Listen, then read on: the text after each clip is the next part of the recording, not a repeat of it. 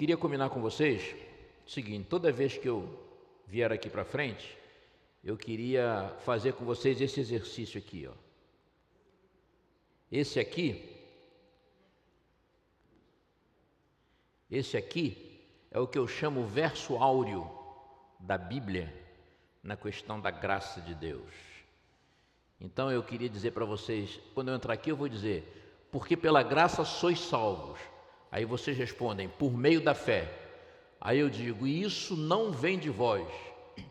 E vocês dizem: é dom de Deus. Eu vou explicar em seguida esse texto. Vamos fazer uma análisezinha rápida dele antes de entrar no tema, porque isso aqui é base de tudo que a gente possa compreender a respeito da graça de Deus. E é bom que a gente saiba que onde há graça não existe mérito de tipo algum. E esse texto nos lembra isso. Então vamos lá, treinando. Porque pela graça sois salvos. E isso não vem de vós. É dom de Deus. Paulo está falando aqui desse dom maravilhoso que é a graça. Ele fala assim, olha: porque pela graça sois salvos, por meio da fé. Isso é algo que a gente sabe, somos salvos pela graça, e a fé tem um papel fundamental nisso aí. Aí ele fala assim: e isso não vem de vós. Quando a gente lê isso, a gente entende que Paulo está falando da fé. Quando ele fala assim: e isso não vem de vós, é dom de Deus. A fé é um dom de Deus, mas não é disso que Paulo está falando. Paulo está falando da salvação pela graça. Então o texto seria: porque pela graça sois salvos, por meio da fé. E isto o quê? A salvação pela graça não vem de vós, é dom de Deus. E no prosseguimento do texto, Paulo diz que não vem de nós, para que nós não nos orgulhemos, não nos ufanemos e não achemos que temos alguma participação salvífica na questão da graça, porque não temos. Vou repetir essa frase que eu falei no início: aonde existe graça, não existe merecimento de tipo algum. Se ao pensar em você,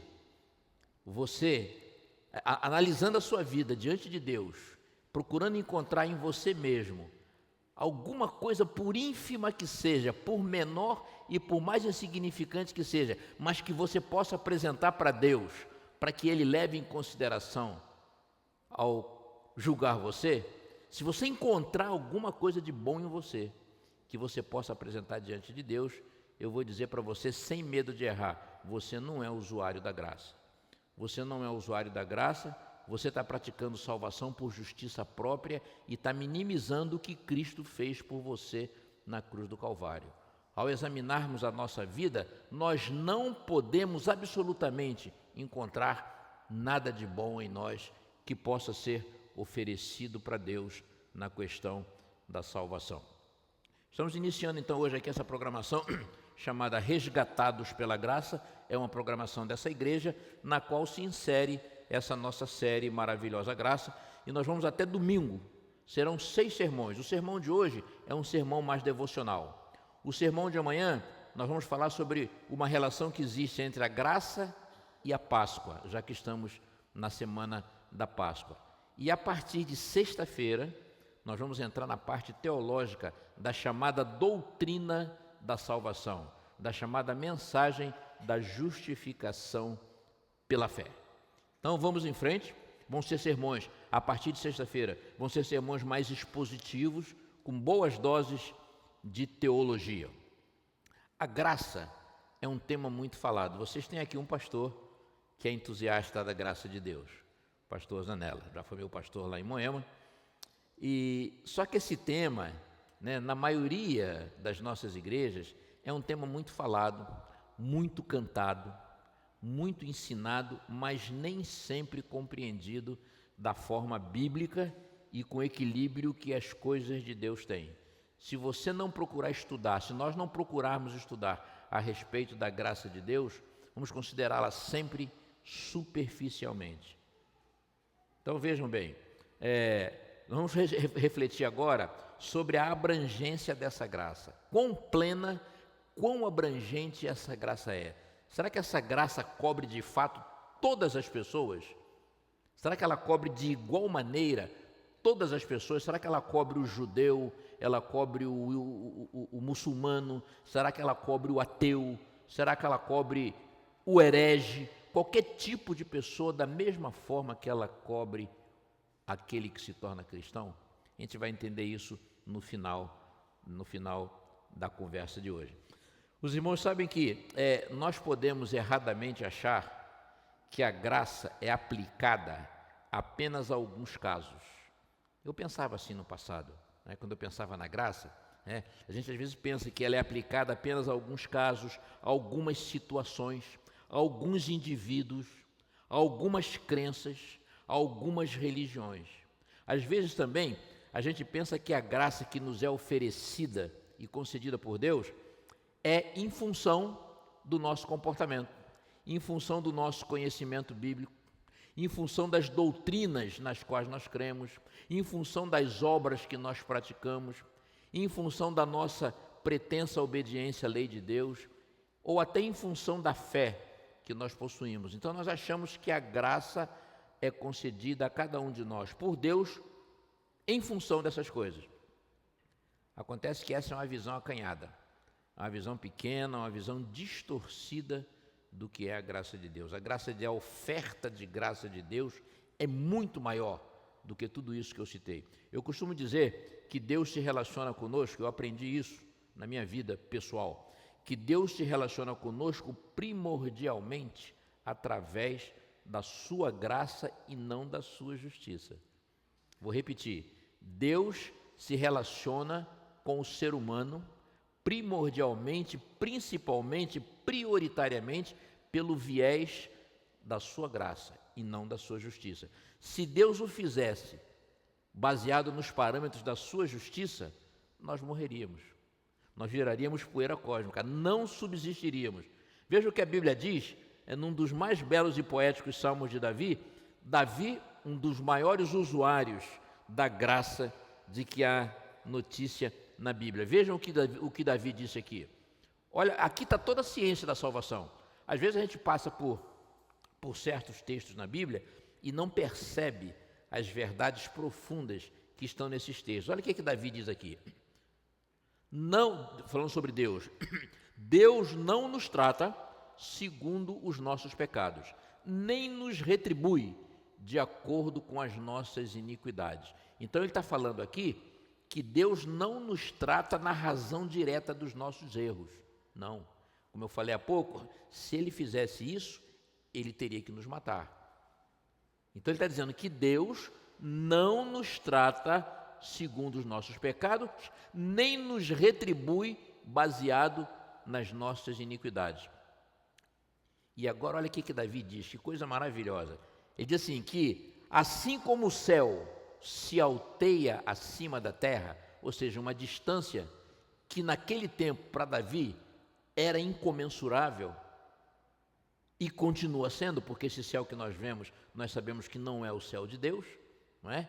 Então Davi imaginou uma distância que a gente não consegue ter parâmetros para ela. Então ele está dizendo o seguinte, que assim quanto o céu se alteia acima da terra, assim é grande a sua misericórdia, ou seja, a sua graça para com os que o temem. E ele continua dizendo, assim como o Oriente está longe do Ocidente, também uma distância considerável que nós não conseguimos medir, ele diz, agora aqui ele dá qual é o objetivo da graça de Deus. Assim quanto está longe o Oriente do Ocidente, assim Deus afasta de nós as nossas transgressões. Sabe o que Davi está dizendo aqui? Primeiro ele diz que a graça de Deus é um negócio absurdamente grande. Não temos a menor condição de imaginar quão grande é a graça de Deus, a misericórdia de Deus. Em seguida, ele diz o seguinte, que o objetivo da graça é nos afastar das nossas transgressões. Ou seja, nós vamos aprender até domingo que Deus não salva ninguém para que ele permaneça do jeito que sempre viveu. Deus não é incoerente. Deus nos salva para fazer de nós melhores pessoas, para nos transformar, para que nós mudemos de vida e não fiquemos do jeito que nós estávamos. Ele nos aceita exatamente do jeito que nós estamos. pode entrar aqui o maior bandido da história e ele será aceito por Deus, do jeitinho que ele é, sem tirar nem pôr. Agora eu vou fazer uma pergunta para vocês, que uma vez um grande pregador fez e deu uma resposta muito interessante que eu nunca mais esqueci. Esse grande pregador chamava-se Brennan Manning, um dos grandes escritores, morreu há 2 anos, um dos grandes escritores cristãos do mundo, um monge católico. Brennan Manning perguntou assim: por que é que Deus nos ama e nos aceita do jeito que nós somos? Porque nós aprendemos isso, que Deus nos aceita do jeito que nós somos. E ele pergunta, por que é que Deus age assim? Por que é que Deus nos aceita do jeito que nós somos? Aí ele dá uma resposta muito interessante. Ele diz assim, Deus nos aceita do jeito que nós somos porque Ele sabe que nós nunca vamos ser do jeito que deveríamos ser. Vou repetir, Deus nos aceita do jeito que nós somos porque Ele sabe que nós nunca vamos ser do jeito que deveríamos ser. Então Deus não perde tempo, Ele nos aceita do jeitinho que nós somos. E eu dou agora, essa foi a resposta de Brennan Manning, e agora eu acrescento a resposta do Mário Jorge. Eu digo assim também, Deus nos aceita do jeito que nós somos porque o seu amor é transformador, a sua graça é transformadora, ela não nos deixa do jeito em que nos encontrou. É por isso que Ele nos aceita do jeito que nós somos. Então vamos em frente. Eu gosto de dizer, e vocês sabem disso, que Deus é justo, mas Ele também é misericordioso. O caráter de Deus tem essa dualidade. Deus é em igual medida justo e misericordioso. E a graça de Deus, a coisa mais... quando eu entendi isso, para mim foi uma surpresa, né? Mas foi também uma bênção maravilhosa. Quando eu entendi que a graça de Deus está estendida a todos os homens de maneira incondicional. Ou seja, a graça de Deus não tem pré-requisitos. A graça de Deus não tem exigências prévias de tipo algum. A graça de Deus, o perdão de Deus, o amor de Deus não tem exigências prévias, pré-requisitos. Eles são incondicionais. Deus nos ama não porque nós somos bonzinhos. Deus nos ama não porque nós procuramos fazer a sua vontade ou observar as suas leis. Não é por isso que Deus nos ama. Deus nos ama porque nós somos suas criaturas. Só isso. Vejam o que acontece conosco, né? Pais e mães. Nós temos os nossos filhos e fazemos para eles planos, né? Temos sonhos para eles, sonhamos para eles a carreira deles, né? A vida matrimonial deles. Temos um monte de sonhos para os nossos filhos. Mas, via de regra, as vidas dos nossos filhos tomam caminhos, muitas vezes, diferentes dos caminhos que nós sonhamos e quisemos para eles, não é verdade? Quanta gente sonha com tanta coisa para os seus filhos e quando eles crescem, eles seguem caminhos completamente diferentes, fazem opções de vida completamente diferentes daquelas que nós sonhamos para eles. E muitas vezes as opções deles, os caminhos deles são contrários às coisas nas quais nós cremos, né? São contrários aos princípios que nós temos e que tanto ensinamos para eles, ou seja, se chocam com tudo aquilo que nós quisemos para eles um dia. Aí eu pergunto para vocês, você que é verdadeiro pai, verdadeira mãe, isso aí diminui o seu amor por ele? Primeiro, isso aí tira a filiação dele? Não tira a filiação dele. Ele vai continuar sempre sendo, pode ser um bandido, ele vai continuar sempre sendo seu filho, sua filha. Ou seja, não é o comportamento do seu filho e da sua filha que vai ditar o seu amor por ele. Se nós que somos pais pecadores, imperfeitos, agimos assim, imaginem o nosso maravilhoso Deus. Nós nascemos pecadores, e nós vamos aprender isso até domingo. Domingo nós temos um dos sermões mais importantes de todas as séries que eu fiz. Aliás, é um sermão novinho. Só não vai ser estreia porque eu preguei esse sermão na semana passada em Campinas. Nós vamos falar aqui sobre perfeccionismo, sobre perfeição. Não é? E nós vamos aprender uma coisa, que nós nascemos pecadores. E nisso aí nós somos diferentes de Lúcifer. Nisso aí nós somos diferentes de Adão. Nisso aí o nosso pecado é diferente do pecado deles, porque eles não tinham tendência para pecar e nós temos. Nós nascemos com natureza pecadora. Então, não vou dizer a vocês que uma criança recém-nascida é uma pecadora por praticar atos pecaminosos, não é. Mas ela já nasce com tendência para pecar. Ela já nasce com natureza pecadora. No entanto, se nós nascemos pecadores, por outro lado, nós já nascemos perdoados. Todos os seres humanos que um dia nasceram nesse planeta já nasceram perdoados. E é um tipo diferente de perdão. É um tipo de perdão para o qual não é preciso nem arrependimento e nem confissão. Você está coberto por ele. Eu chamo esse perdão, tem alguns teólogos que têm outros nomes mais sofisticados. Eu gosto de chamar de perdão para a vida temporal. É perdão para viver essa vida. É o perdão que permite você nascer, crescer, se reproduzir, trabalhar. Perdão para viver só essa vida. Você nasce coberto por esse perdão. Foi o perdão que Deus creditou na vida de Adão quando Adão pecou. Assim que Adão pecou, para que ele não morresse, Deus creditou na vida dele esse tipo de perdão. Perdão para a vida temporal, que é diferente do perdão para a vida eterna. O perdão para a vida eterna é o perdão do novo nascimento. Esse precisa de arrependimento e confissão. A gente vai entender isso direitinho até domingo. Então, é bom saber que se por um lado nós nascemos pecadores, porque isso pode parecer uma grande injustiça. Quer ver? Deixa eu ver que horas são. Deixa eu falar isso aqui, eu não posso ficar sem falar isso aqui. Eu tinha até marcado aqui para não falar. Olha só, eu vou pintar um quadro horroroso para vocês. Terrível, mas é um quadro real.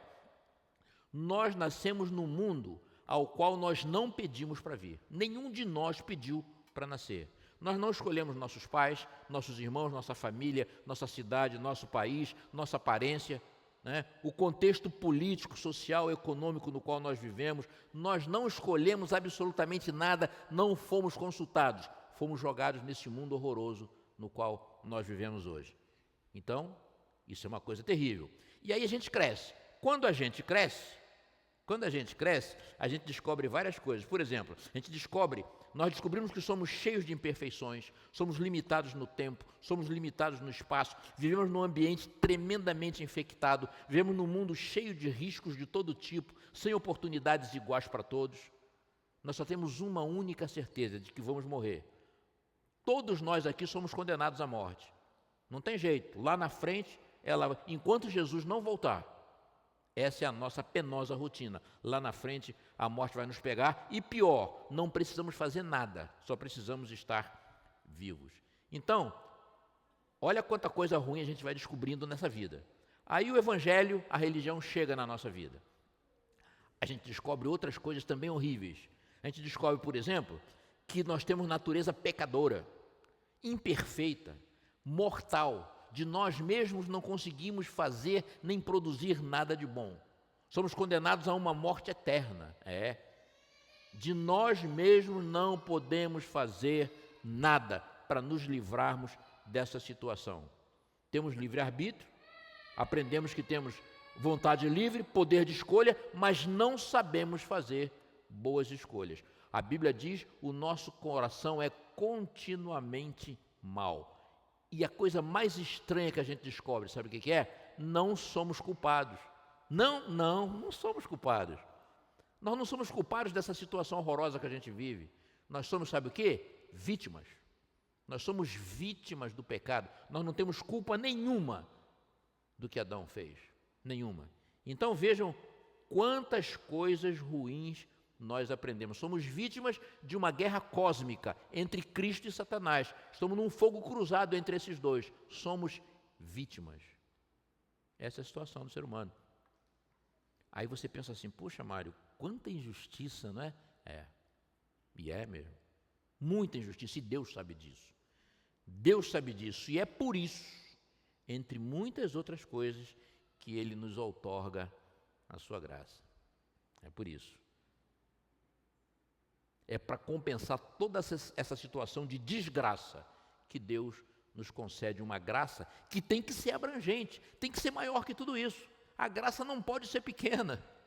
A graça de Deus não pode ser pequena. Olhem que texto aqui, eu gosto muito desse texto de Paulo escrevendo a Tito. Porquanto a graça de Deus se manifestou salvadora a todos os homens. A graça é eterna. Mesmo na eternidade, um dia, com mentes transformadas, com corpos glorificados, nunca seremos dignos da salvação. A salvação terá sido sempre um dom da graça de Deus. Aliás, você sabe qual é o primeiro registro que há na Bíblia de graça? É esse aqui, ó. Olha que coisa interessante. Eu estava procurando quando é que a graça apareceu na Bíblia pela primeira vez. Normalmente a gente pensa ali, não, foi quando Adão pecou, aí Deus chegou com aquela pele de cordeiro, aquilo ali já era graça. De fato era graça, mas não foi a primeira manifestação de graça na Bíblia. A primeira manifestação, o primeiro registro de graça que existe na Bíblia, eu descobri que está no início mesmo, Gênesis 1, capítulo 1. Olha o que diz lá: no princípio criou Deus os céus e a terra. Olha que coisa linda, olha que reflexão. Esse princípio aí não necessariamente foi o início da vida no nosso planeta. Talvez muito tempo tenha se passado entre esse no princípio e aquele momento em que Deus falou, haja luz e houve luz. Isso aí não prejudica em nada a nossa fé criacionista, a nossa fé na semana da criação. Então vejam, no princípio criou Deus os céus e a terra. E aí segue a narração bíblica e diz assim, e a terra era sem forma e vazia, e havia trevas sobre a face do abismo. Olha que coisa, era um cenário de caos, é ou não é?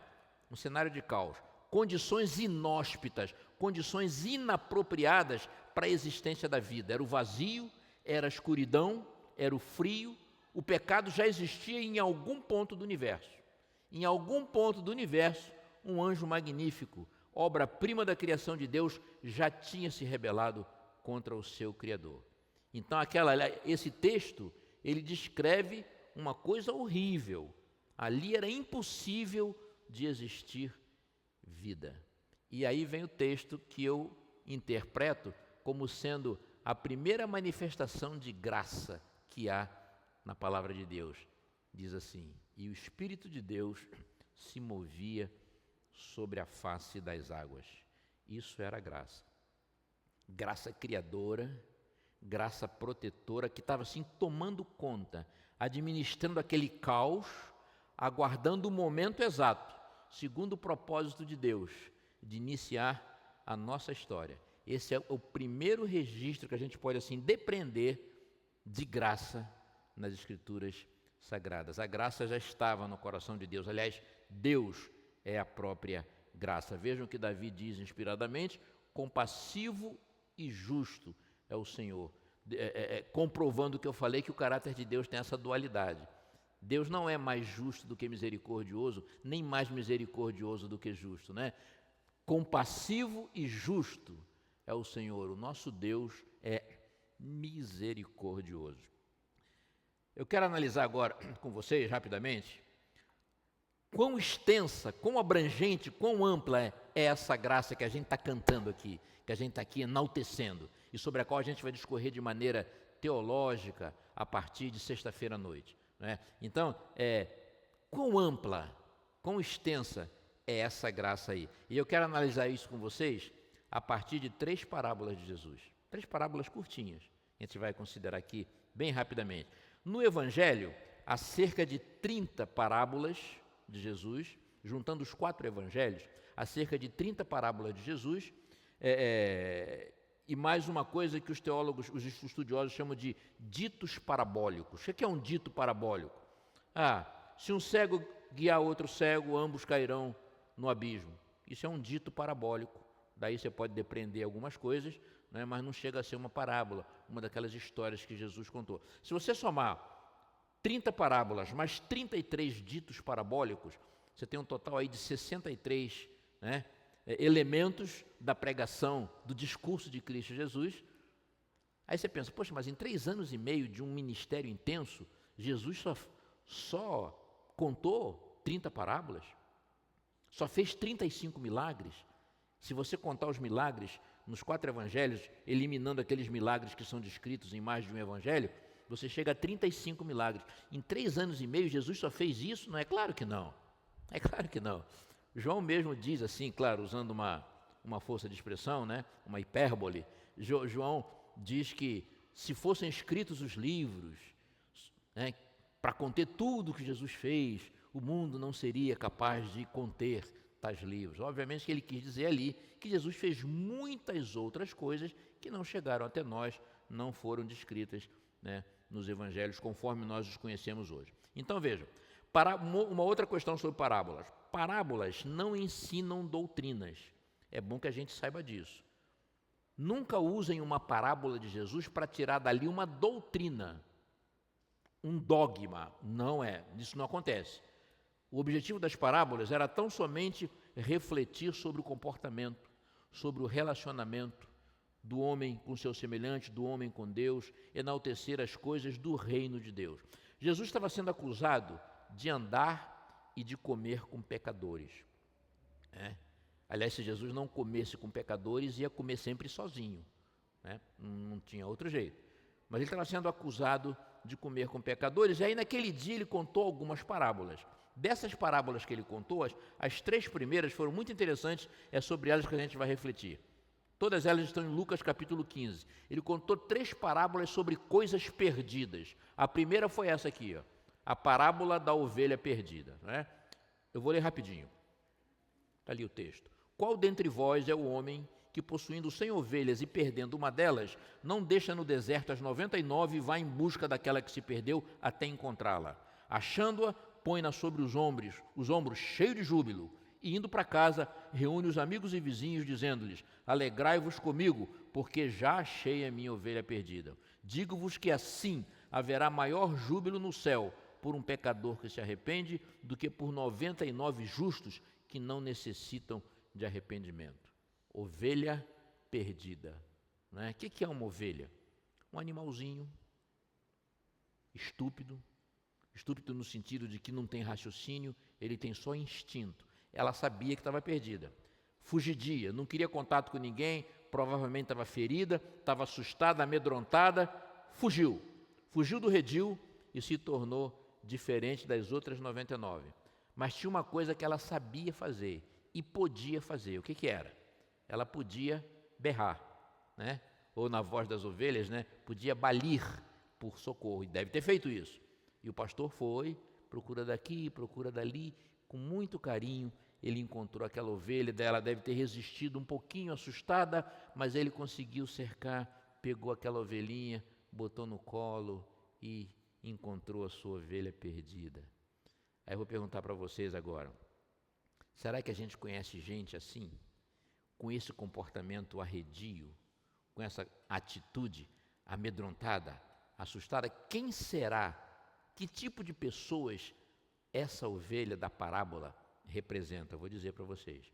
A ovelha que se perdeu representa pessoas machucadas, pessoas desprezadas, pessoas discriminadas, pessoas diferentes das outras, pessoas vítimas de preconceito, pessoas arredias, pessoas que vivem à margem da vida, da sociedade.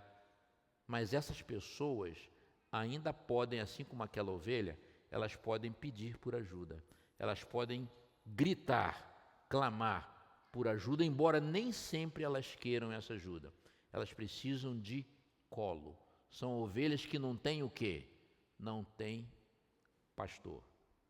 E vou dizer para vocês, sem medo de errar, a graça de Deus cobre 100% esse tipo de pessoas. Se elas forem abandonadas por pai, por mãe, por amigos, pela sociedade, pela própria comunidade de crentes, porque muitas delas estão na igreja, essas pessoas não serão abandonadas por Deus, porque Deus não se esquece delas. E sabe por quê? Porque elas são suas criaturas. Deus as ama pura e simplesmente porque são suas criaturas. Aí Jesus contou a segunda parábola, foi essa aqui, ó. Uma parábola bobinha, a gente pode num primeiro momento, mas que parábola bobinha, não é? Vamos ver como é que foi essa parábola, olha só. Qual é a mulher que tendo 10 dracmas, ou seja, 10 moedas, se perder uma, não acende a candeia, varre a casa e a procura diligentemente até encontrá-la? E tendo-a achado, reúne as amigas, as vizinhas, dizendo: alegrai-vos comigo, porque achei a minha moeda, a dracma que eu tinha perdido. Eu vos afirmo que, de igual modo, há júbilo diante dos anjos de Deus por um pecador que se arrepende. Moeda perdida. O que é uma moeda? Olha só que coisa interessante. O patamar de relacionamento entre quem procura e quem é procurado. Na parábola da ovelha, embora fosse um animalzinho, só tinha instinto, não tinha muita condição de sair atrás de socorro, só sabia chorar, berrar por socorro. Eu exemplifiquei com um tipo de pessoas que podem ser representadas pela ovelha, mas havia um relacionamento, uma cognição entre quem procura e quem era procurado. Eles se entendiam, eles se conheciam, o pastor e a ovelha. Mas aqui é um patamar diferente de relacionamento entre quem procura a mulher e quem é procurada, a moeda. Por quê? Porque a moeda é um objeto, não é uma coisa. A moeda é um objeto inanimado, inerte, sem vida própria, sem vontade, sem atitude, sem emoções, sem qualquer condição de clamar por socorro. A moeda, por exemplo, a ovelha sabia que estava perdida, mas a moeda não sabia nada. A moeda não conhecia a própria situação, era uma moeda. E estaria perdida para sempre, se não fosse buscada com tanta diligência e não fosse encontrada. Mas foi achada, gerou imensa alegria, como diz o texto, uma festa em que provavelmente aquela mulher gastou muitas vezes mais o valor daquela moeda. Será que a gente conhece pessoas às quais a gente possa aplicar a figura da moeda? Pessoas que vivem assim, nessas condições de total imobilidade, total inércia, total inapetência? Vou dizer para vocês, a moeda representa pessoas fisicamente acabadas, pessoas emocionalmente arrasadas, pessoas espiritualmente perdidas, pessoas que estão no fundo do poço, a escória da terra, pessoas que não sabem que estão perdidas. Deem uma volta lá em São Paulo, na Praça da Sé, vocês vão ver um monte de moedas pelos cantos, cheirando cola, se drogando, pessoas absolutamente alheias a tudo o que acontece com elas, sem a menor condição de correr atrás de ajuda, nem sabem que estão perdidas, não têm mais vontade, não têm mais dignidade. Pois eu vou dizer para vocês, ainda há esperança para pessoas assim. Elas só precisam de uma coisa, sabe o que é? Elas só precisam ser encontradas, só isso. Só precisam que alguém se lembre delas e vá atrás delas, sem descanso, até achá-las. Se não forem, aí sim elas vão se perder. Se aquela mulher não tivesse procurado aquela moeda, aquela coisa inanimada, com tanta diligência, ela jamais seria encontrada. Então, quem mais aquela moeda representa? Aquela moeda representa também casos de difícil solução e julgamento. Da nossa parte, já que nós somos falhos, somos tendenciosos e somos cruéis. Mas para Deus não. Deus é perfeito, santo, é justo, é misericordioso, é infalível. E Deus saberá julgar e decidir sem a menor possibilidade de erro cada caso. Sabem, querem exemplo de pessoas que também são moedas? Vou dizer para vocês. Os índios são moedas. Nascem lá no meio da selva, aculturados. Nascem, crescem, morrem no meio das selvas. Os escravos que nasceram, cresceram e morreram na mais absurda escravidão, e há escravidão nos nossos dias em muitos países, inclusive no nosso país. Os esquimós, que vivem lá nos polos, nascem, crescem, morrem no meio das focas, né? Os aborígenes da Austrália, as pessoas chamadas especiais, que vocês sabem a quem eu me refiro, pessoas com graves doenças emocionais, são moedas. pessoas com distúrbios mentais, pessoas enlouquecidas pela vida, pessoas viciadas, pessoas destruídas pela droga, sem nenhuma força mais para qualquer recuperação, são moedas. Os suicidas são moedas. Os ateus são moedas. Pessoas que vivem em países totalmente fechados ao Evangelho. Imagine um menino que nasce no interior do Iraque, do Irã, do Afeganistão, da Líbia, da Síria, da Nigéria. Esse menino, com 10 anos de idade, ele está empunhando um fuzil metralhadora. Com 16, 18 anos, ele está se enrolando em bombas para se explodir contra os infiéis. Hoje, agora, não existem mais só homens bombas e mulheres bombas, existem crianças bombas. A gente está cansado de ver isso no noticiário. São moedas, são moedas. A graça de Deus cobre essas pessoas 100%. E quando elas são encontradas, geram imensa alegria nos céus. E nessa parábola aí tem até uma outra lição que a gente pode inferir dessa história. É uma lição diferente. A moeda se perdeu dentro de casa. Pessoas estão sozinhas, abandonadas e perdidas dentro das igrejas, dentro das comunidades de crentes, dentro das instituições religiosas, e isso é algo muito sério. Aí Jesus contou a terceira parábola, que foi, talvez seja a parábola mais conhecida de Jesus. Eu não vou ler a história para a gente economizar tempo, mas vocês conhecem muito bem. E esse é o patamar mais elevado de relacionamento entre quem procura e quem é procurado. No caso da ovelha, existia um tipo de relacionamento, se conheciam, se gostavam ou se odiavam, no caso da ovelha, com medo do pastor, não é? Então existia um conhecimento até um determinado nível entre a ovelha e o pastor. No caso da moeda não existia nenhum, conhecimento nenhum. E eu já disse que pessoas a moeda representa. Mas no caso do filho, não. No caso do filho perdido, esse é um patamar elevado de relacionamento. Por quê? Porque o filho era um ser humano pensante, com vontade livre, com inteligência, com poder de escolha, que nós chamamos de livre-arbítrio. Era um rapaz no completo domínio das suas faculdades mentais, intelectuais, físicas, emocionais, tinha conhecimento, teve oportunidade, sabia de tudo, podia livremente escolher o que ele quisesse e fez péssimas escolhas. Cometeu diversos equívocos, desperdiçou tudo, aquela história que a gente conhece, foi fundo na distância do pai e na transgressão. Acabou sozinho na lama, com carências de todo tipo. E tomou uma atitude. Estava lá já quase comendo comida dos porcos, aí ele lembrou do lar. Mas tem uma coisa interessante nessa história do filho pródigo. Uma outra leitura que eu vou passar para vocês do filho pródigo. O filho pródigo, ele não voltou para o pai pelos melhores motivos. Voltou não. Você pensa, o filho pródigo pensou, eu machuquei o coração do velho, fui ingrato, fui um mau filho, vou lá e vou pedir. Não, não foi isso que ele pensou, não. Ele sentiu carência de coisas básicas, ele sentiu falta de boa comida, boa roupa, de aconchego, de companhia. Foi isso que ele sentiu. Então, os motivos dele não foram os mais nobres, não foram. Aí ele preparou um discurso, ele pensou, falou, sabe o que eu vou fazer? Eu vou chegar lá e vou dizer, pai, pequei contra o céu, pequei contra ti, não sou mais digno de ser chamado teu filho, só quero ser um dos teus jornaleiros, eu não aguento mais essa vida, eu vou lá.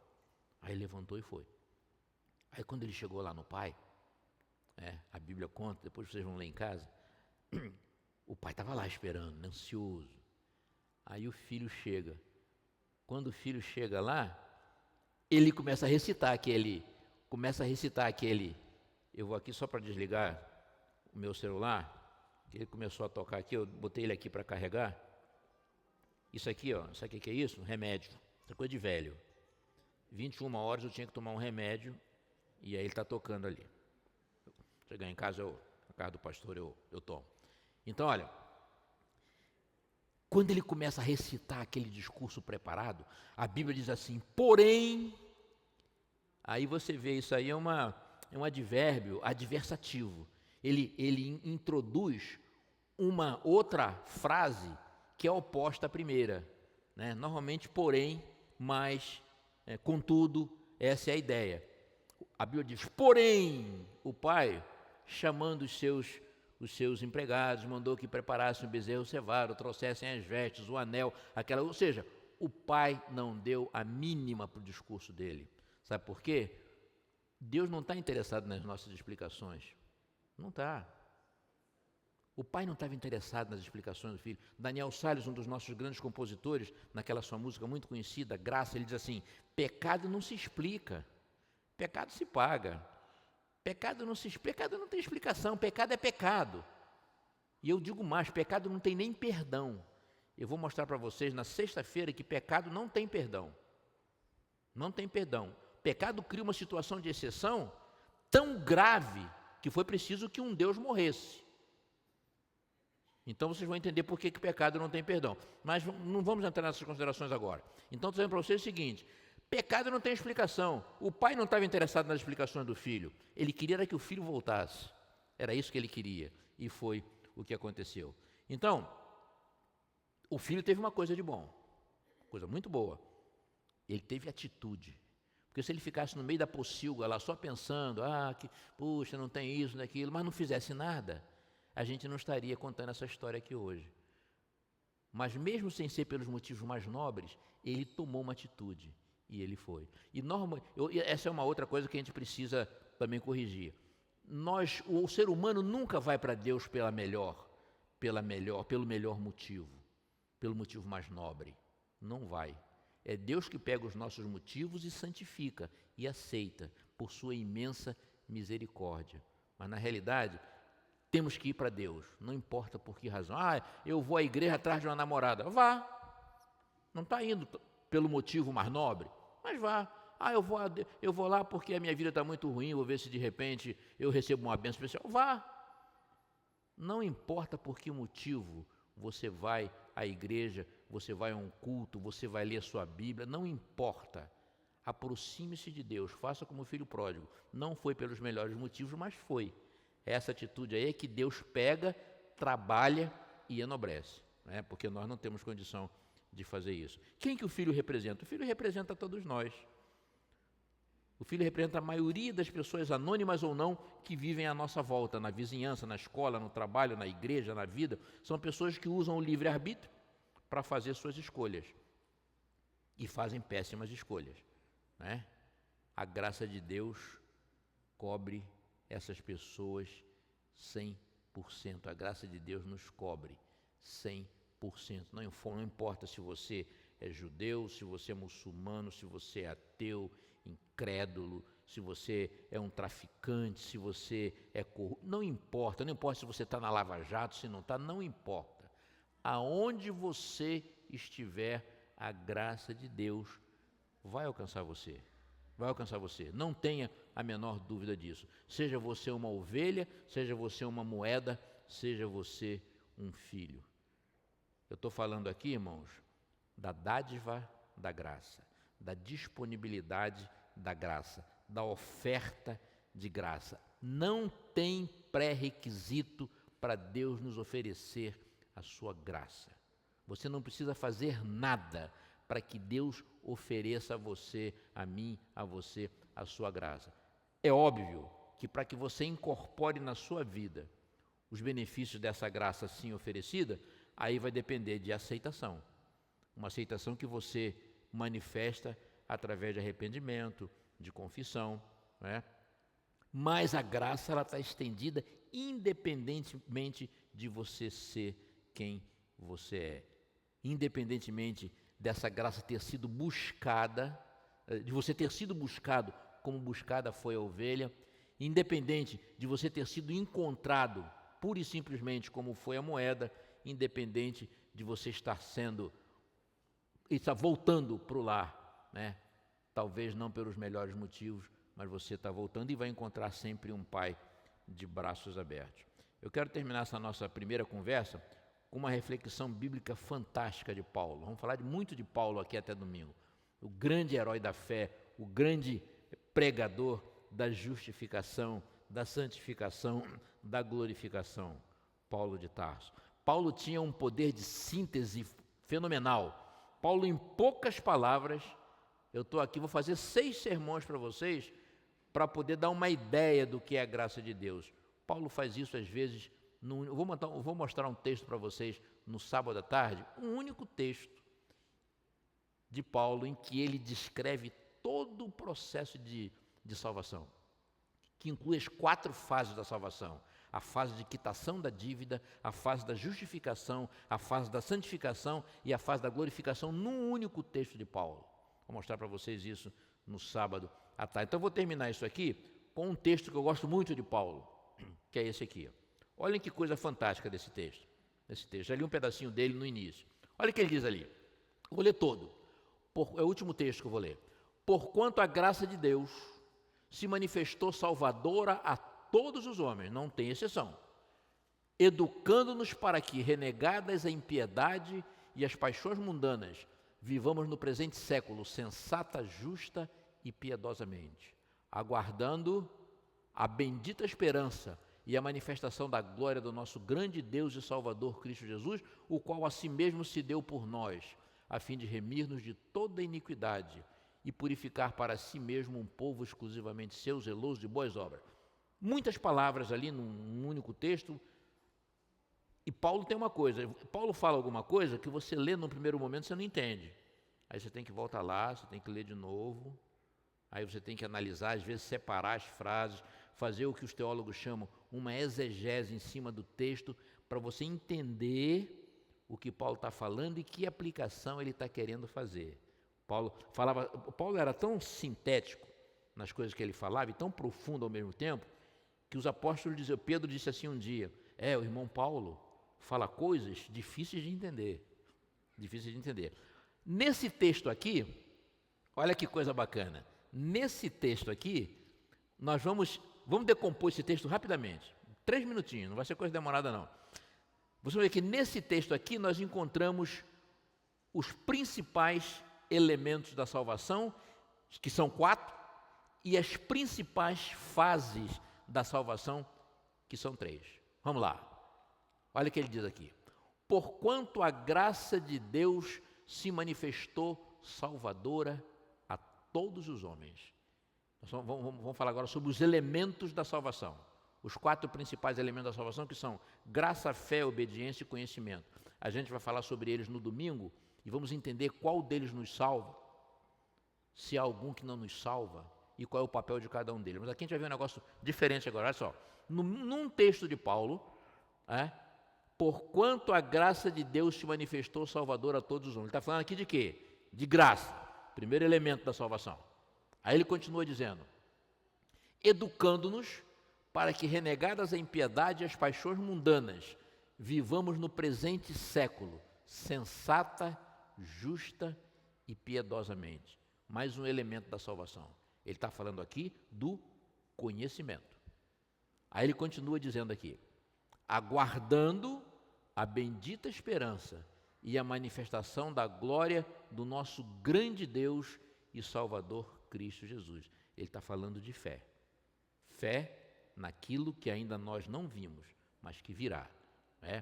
E ele termina dizendo, o qual a si mesmo se deu por nós, a fim de remir-nos de toda iniquidade e purificar para si mesmo um povo exclusivamente seu, zeloso de boas obras. Ele está falando aqui de obediência.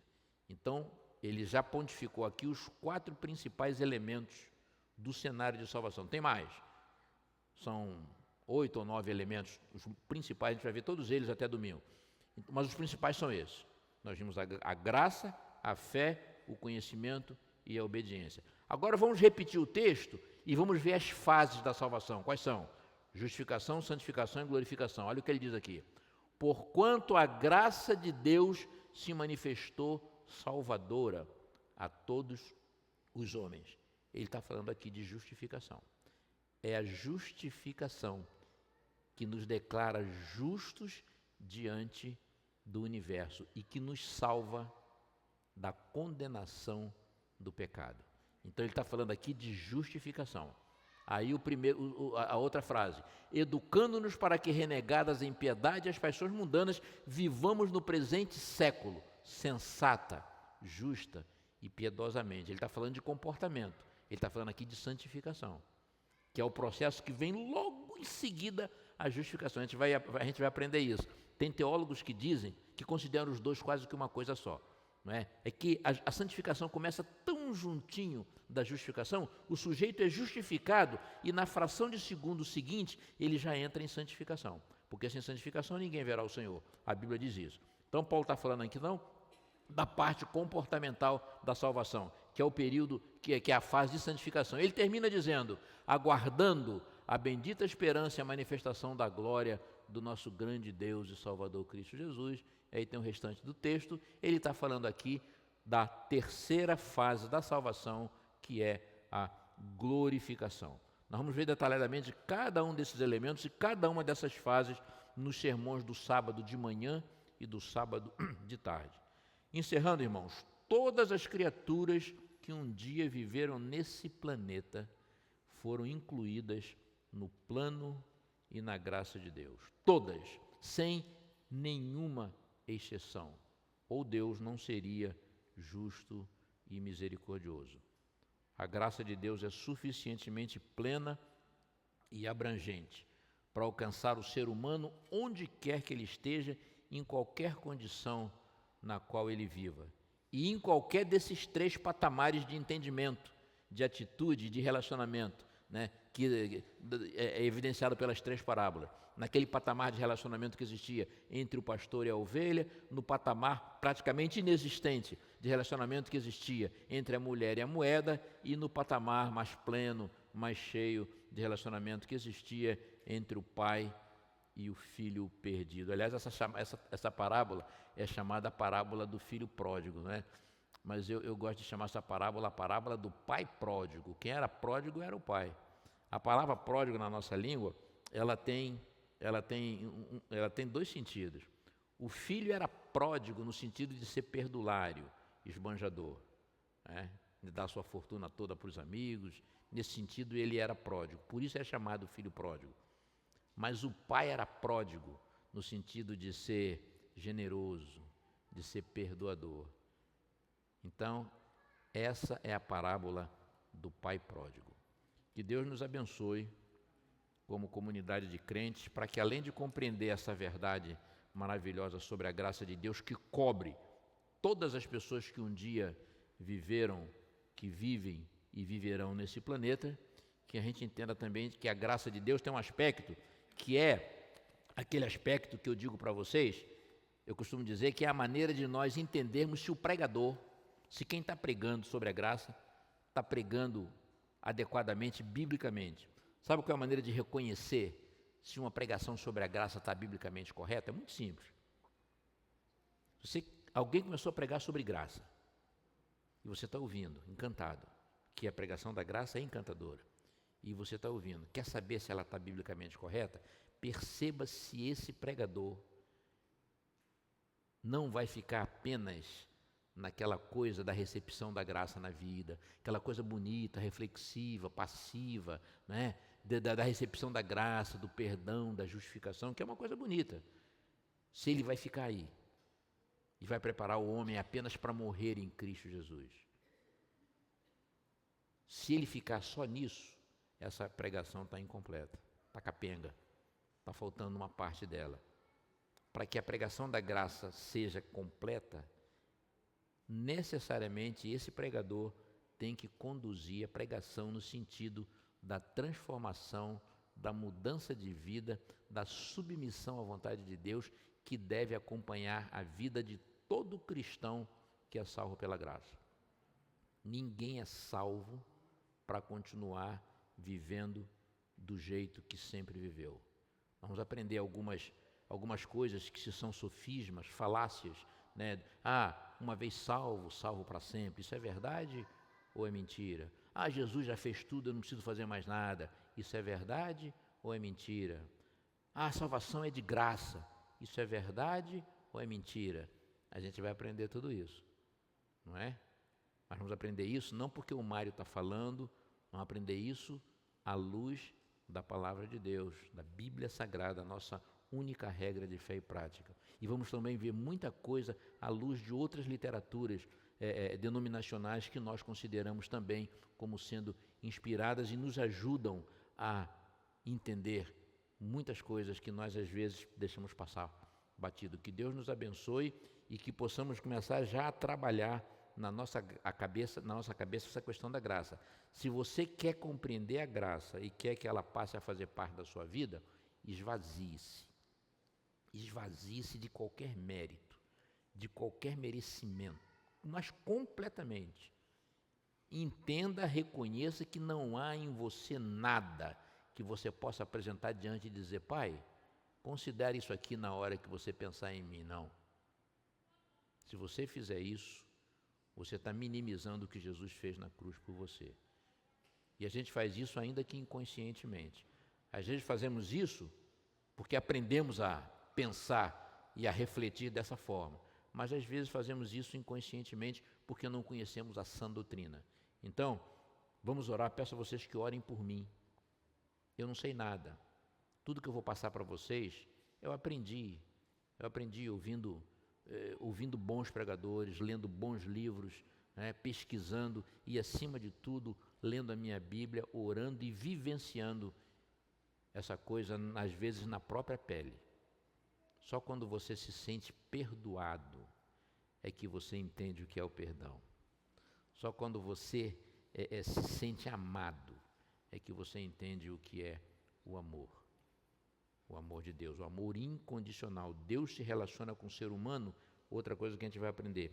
Deus se relaciona com o ser humano baseado em 2 pilares principais. O primeiro pilar, o amor incondicional. O amor de Deus é incondicional. Segundo pilar, a liberdade.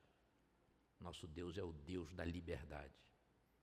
A gente vai ver isso desde o Éden. Que Deus nos abençoe. E amanhã, acho que eu tenho aqui o título dos próximos sermões. Amanhã nós vamos falar sobre Páscoa e graça. Vamos falar sobre a Páscoa judaica, a Páscoa cristã e como é isso diante da graça de Deus, né? Na sexta-feira, então, a gente aí vai entrar na doutrina da salvação, né? Em que a gente vai ter um pouco mais de teologia, um pouco mais de conhecimento de fato.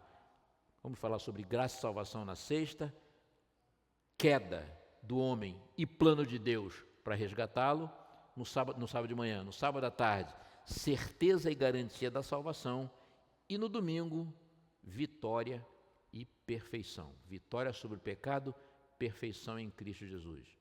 Posso ser perfeito nessa vida? Posso viver sem pecar nessa vida? Posso alcançar a perfeição completa em Cristo Jesus antes que Ele apareça nas nuvens do céu? Vamos ver tudo isso no sermão de domingo. Tá bom? Que Deus nos abençoe. E já vamos orar.